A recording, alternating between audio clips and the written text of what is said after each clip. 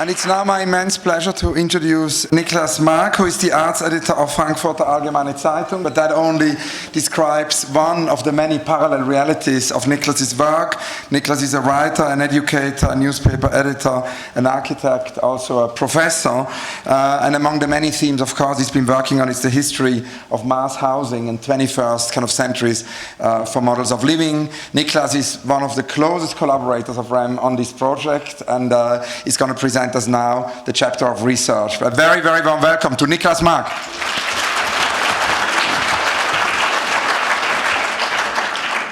Thank you very much. I'm happy to be here this morning and to be able to present three very different stories on the countryside that I'm currently working on.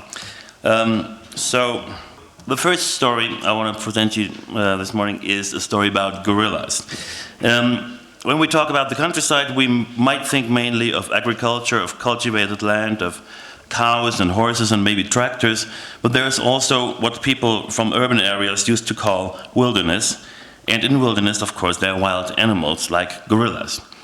But the gorillas do not seem to be so wild anymore, because since a certain time they can be visited by tourists. So what has happened to the wild animal?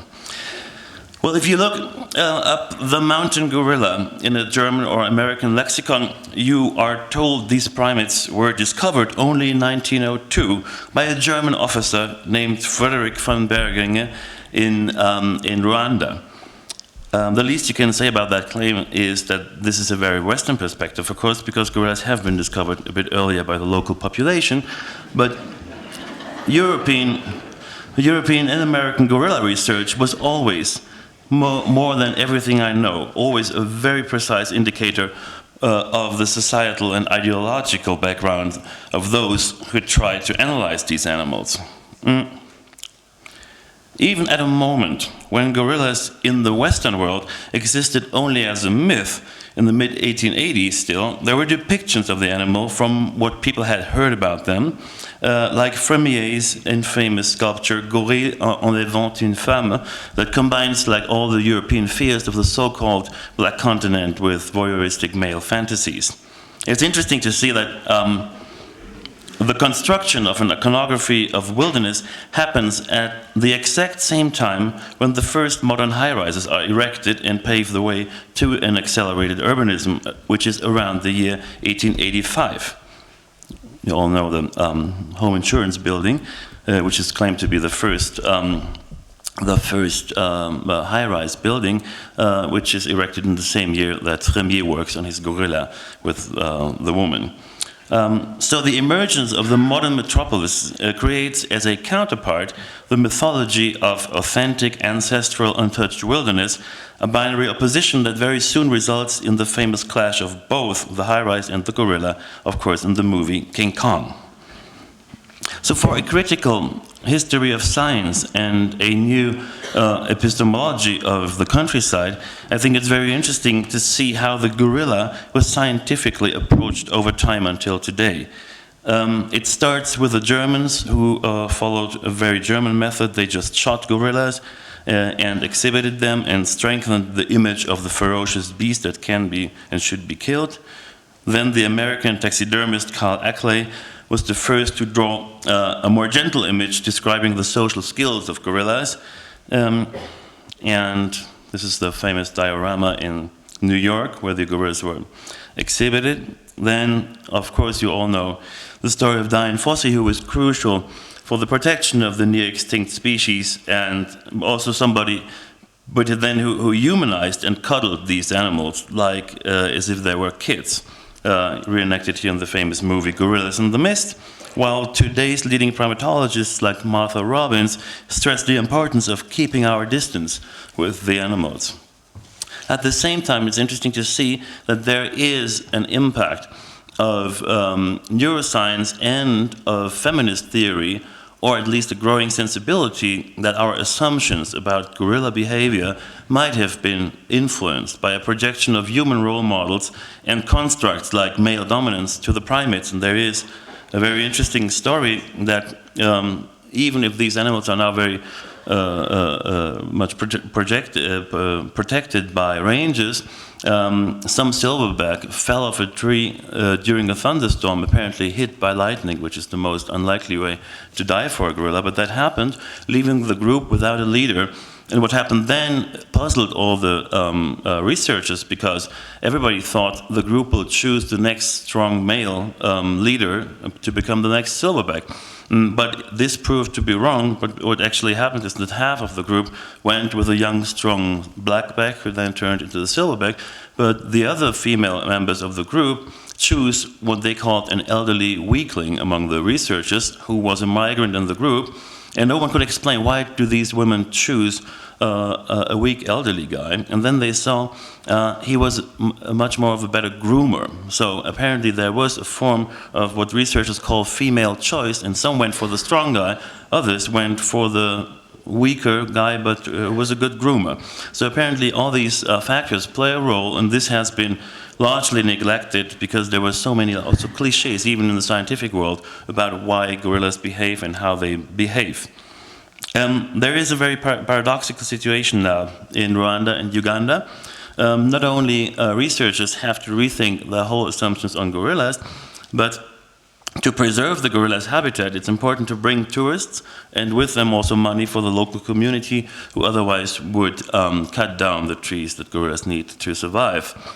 But to be able to bring tourists, you first have to habituate the gorilla, that he doesn't run away or charge when humans come to his habitat. And that has been done over the last 20, 25 years. And now, after successful habituation, a total of 27,000 tourists per year can visit several remote gorilla families, each visitor paying between $600 and $800 for 1 hour with gorillas in a natural habitat. But once the gorilla is habituated, he becomes maybe not a new species, but clearly a different, a hybrid animal, which is neither wild nor tamed. So an animal in a situation that we might have experienced like 30,000 years ago, when urs became cows and wolves became dogs. So the hybrid animal, which is the gorilla now, loses fear and leaves the jungle and raids the crops.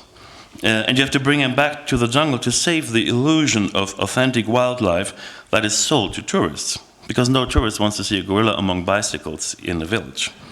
And also the people in the village don't want to see that. So there is a problem created by habituation, and the World Wildlife Fund paid an enormous buffer zone to keep humans and gorillas apart, which is basically this. You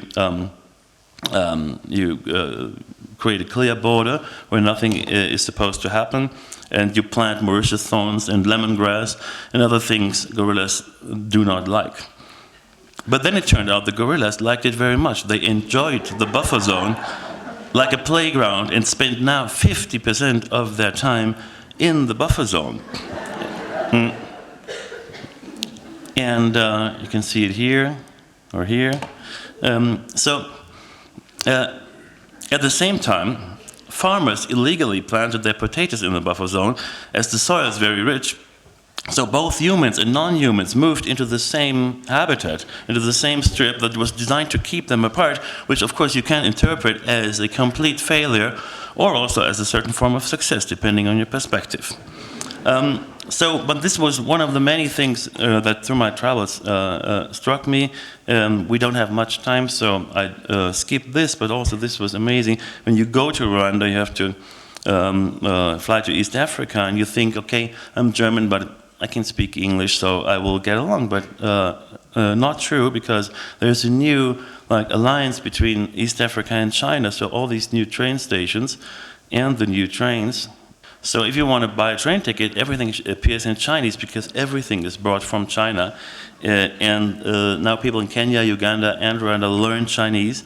And so there might be a new world emerging between Africa and China where we, speaking English, might have a problem to get through. As said, We don't have a lot of time, but I want to address another topic completely unrelated to the guerrilla topic, which occupies me since a while, which is the refugee in the countryside and also the public image of the refugee in the countryside, because you all know in Germany you had an influx of many migrants the last years, and after Angela Merkel's originally optimistic "Wir schaffen das, we can make it," the public depiction of refugees has changed to a darker tone. If you look at the media now, you see masses walking through the green fields of Bavaria, you see arrested refugees in front of temporary buildings near Swabian villages, and even more benevolent images of successful integration of refugees in rural business have, if you look closely at them, a patronizing undertone. It's always a German expert explaining someone who has no clue how things work. So how to hold a stick, or how to build a robot, or the mere fact that bread rises if you put it into the oven. So these pictures are meant to be benevolent and explain how people could get integrated, but actually the fact is also that Syrian cooks have improved German cooking quality amazingly. So all the Syrian cooks in Berlin have the effect that things taste much better. So there's no need for Germans to explain to Syrians how to bake bread. They do it in a much better way. But we are confronted with all of these images that depict immigration as a problem and us as sovereign people, whereas in the countryside things look actually more optimistic, or give reason to be more optimistic about how integration could work. And we have studied some cases where, like in this case, Germans are forced to leave an old village, Mannheim, which you see there with the red dot, because mining will eat up the old village. So this mine expands into the old town. The Germans leave to live in a new town, but now the old town is empty, or the old village, it's mostly a village, is empty, and mining expansion has been postponed. So all the Syrians and people from Africa move into that old village, and the paradoxical effect of that is that the village looks more German than ever. So kids play on the marketplace, there's a bakery, it smells like freshly baked bread. So in a weird way, it's funny to see that they also save these dying villages. Same can be observed in cities like Gundelheim, or even in Italy, where a dying village decided in a brave move to take 600 refugees to keep the village from dying, and they built the Villaggio Globale, which is mainly run by Syrians and Ethiopians who opened their own businesses. So it becomes an African village. At the same time, this is interesting that they are not entitled legally to sell things. So the mayor invented kind of a fantasy money for them to exchange goods. So also kind of a problematic thing. You do real work and you get like fake money for it. But that said, it's also an example of a village that has been repaired, restored, and saved by refugees, and now Italians come there and they say it's like the villages my grandparents told me about, and they buy houses there. So it becomes at the same time an African village and a cliché Italian village. And the kids of both Italians and refugees learn together. So the least you can say is that there is also reason to question the predominant narrative of the city as the realm of endless opportunities and freedom and liberal thinking and self-determination, and the countryside as a zone of declining xenophobia and despair. Of course, there is reason enough to be skeptical about any form of romanticization of the countryside, and this skepticism, of course, should include the romanticization of refugee life in abandoned Italian villages. Nonetheless, it occurs that what we see are like parallel societies that install themselves rather productively in Italian and German villages and try out new forms of coexistence. And some of the mayors, like even openly, relate to the history of utopian countryside communes and think this is the new form of countryside communes. I think I have 3 minutes left, so I'll show you some pictures that also play a role if you think about countryside utopia or successful experiments in the countryside, of course, there's a long history of that. Charles Fourier's phalanstery was supposed to be a Versailles for the people, a large structure with communal kitchens, childcare, other facilities that will allow women to work or spend time in the swimming pool heated with hot water from the adjacent factory. One of these, like utopian social housing complexes in the countryside, were built in the 1870s in the countryside near the French town of Reims, and you can still visit that today. It's kind of a really utopian countryside dwelling project. The same idea, but smaller, was Brook Farm in America. You all know Monte Verita, but also you can count Philip Johnson's Glass House among like countryside utopias, because it was much more than a weekend house. It was a place where he could live his homosexuality freely at a time where this was clearly not possible in the city. Of course, Black Mountain College was also a countryside utopia for artists in the middle of nowhere. Arcosanti, in the Arizona desert, planned by Paolo Soleri, was supposed to be the first self-sustaining eco-utopia. It's still there. It was designed for 5,000 people. Now only 20 live there. So also you have to admit it was a failure. And when I was there, I met like 2 elderly guys who were reading car magazines and home improvement magazines. So something might have gone wrong in that utopia. But still, there are more successful examples. There is, of course, a big topic, and yesterday we heard a lot about mysticism and the countryside, and you have all these communes focusing rather on a rediscovery of mysticism and ritual, like Auroville here in India, which is another example of a countryside utopianism of a richest form. Then you have a more hedonistic countryside commune like Anti-Lovac's Bubble Sphere in the south of France, where new forms of communal life beyond the nuclear family life were tried out. And of course, you have the countryside as a space of politicization. This is John Berger in the countryside. And of course, the journey to the countryside has often been misunderstood as a depressive retreat into the private and the nostalgic, and I think John Berger is a perfect example to prove that this is wrong, and his writings prove that the countryside can also be a respite from the slowness of the city, a space of like hopeful acceleration and politicization, because the first book he researched and wrote when he moved to the countryside in France was The Seventh Man, which is a seminal work on migrant workers in Europe.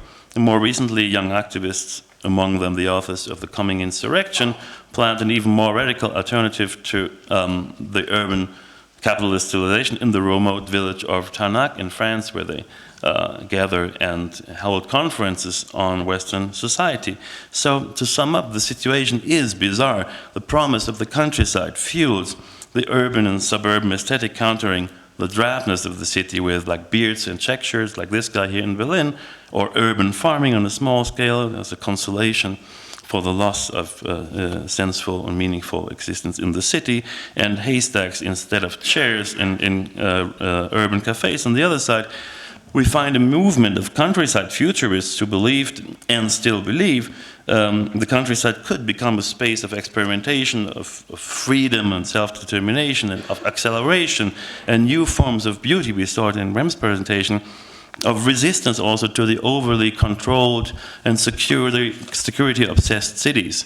And I think that take on the countryside is beautifully represented by Benedetta Cappa's paintings of the countryside from the 30s, which I want to close my little talk with, because I think this was a quarter of an hour. Thank you so much.